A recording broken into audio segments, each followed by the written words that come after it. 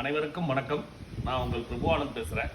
அதாவது மறைந்த கண்ணதாசன் இருக்காருங்க இல்லையா, ஒரு பாடல் வரிகளில் மிக அருமையாக எழுதியிருப்பாருன்னு சொல்கிறத விட கேட்டிருப்பார். வீடு வரை உறவு, வீதி வரை மனைவி, காடு வரை பிள்ளை, கடைசி வரை யாரோ. கடைசி வரை யாரோன்றதுக்கு பதில் கடைசி வரை யாரோங்க, கடைசி வரை யாரோன்னா உங்கள் ஆரோக்கியம் மட்டும்தான். அதனால் ஆரோக்கியமாக இருங்க, அது மட்டும்தான் உங்கள் கூட நிற்கும். ஆரோக்கியம்னா உடல் வலிமை மட்டும் கிடையாதுங்க, மனசையும் கொஞ்சம் எளிமையாக வச்சுக்கோங்க. எளிமையாக இந்த சென்ஸ் தேவையில்லாமல் நடந்தது எல்லாத்தையும் உள்ள குப்பை மாதிரி போட்டு வச்சுக்காதீங்க. நாளைக்கு என்ன நடக்க போகிறதுன்றது கற்பனையிலே உள்ளே போட்டுக்காதீங்க. இன்னைக்கு முக்கியம், இன்னைக்கு எப்படி வாழ போகிறோம், இன்னைக்கு எப்படி சந்தோஷமாக இருக்கும். அதாவது ஒன்று சொல்லுவாங்க, வாய் விட்டு சிரிச்சா நோய் விட்டு போகும்னு சொல்லிட்டு. ஒரு நாளைக்கு ஒரு 5-10 மினிட்ஸ் ஸ்பெண்ட் பண்ணுங்க, சிரிக்கிறதுக்குன்னு ஸ்பெண்ட் பண்ணுங்க.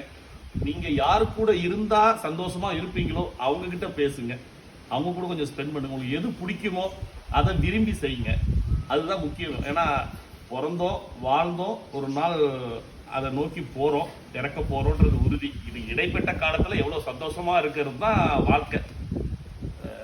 அதனால் அதை மைண்டில் வச்சுக்கோங்க.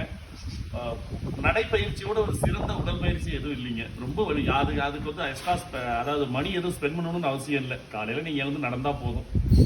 நடைப்பயிற்சி வச்சுக்கோங்க, மனதை எளிமையாக வச்சுக்கோங்க, நல்லதே நடக்கும். திரும்பி சொல்கிறேன், வாய் விட்டு சிரிச்சா நோய் விட்டு போகும். சிரிக்கிறதுக்கு கொஞ்சம் டைம் ஸ்பெண்ட் பண்ணுங்க. நான் பேசுகிற கருத்து, நான் போடுற வீடியோ உங்களுக்கு பிடிச்சிருக்குன்னு நம்புகிறேன். அதை கொஞ்சம் சப்ஸ்கிரைப் பண்ணுங்கள், பெல் ஐக்கானை கிளிக் பண்ணுங்கள். அப்போ தான் அடுத்தடுத்த வீடியோ உங்களுக்கு ஈஸியாக வரும். நன்றி, வணக்கம்.